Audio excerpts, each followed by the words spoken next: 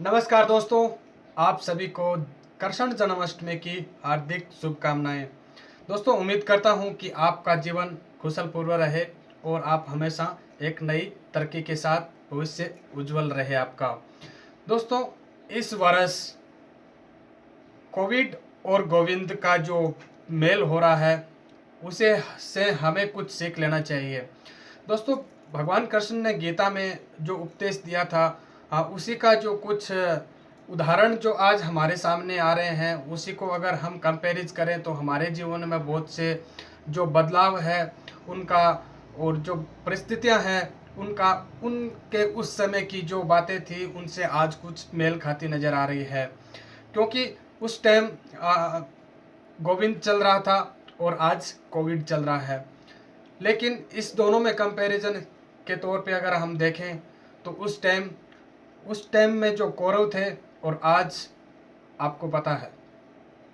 लेकिन दोस्तों, अगर हमारे बीच में अगर इन सब के बीच में ये सब चीज़ें होती है, कोविड-19 है और बहुत सी परिस्थितियां हैं 2020 की, ठीक है, तो उसमें हमें कुछ सीख लेना चाहिए और भगवान कृष्ण की कुछ जो गीता के उपदेश थे, कुछ बहुत से ऐसे चीज़ें थी जो हमें उनकी उन उपदेशों से हमारे जीवन में बहुत से बदलाव आ सकते हैं और हमारे जीवन में बहुत सी प्रगति हो सकती है।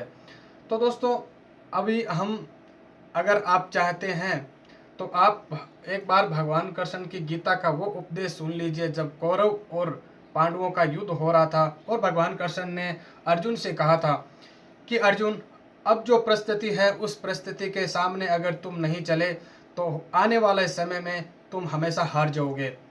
जैसी परिस्थिति थी उसी परिस्थिति में आपको निकल लेना चाहिए और जिस परिस्थिति से आप अच्छी तरह से गुजर सकते हैं उस परिस्थिति को अपने जीवन में ढाल लेना चाहिए।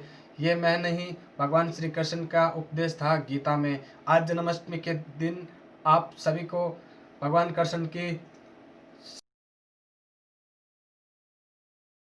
कि आपका आने वाला समय और आपका आने वाला भविष्य उज्जवल रहे। जय श्री कृष्ण। कृष्ण का आशीर्वाद आप पर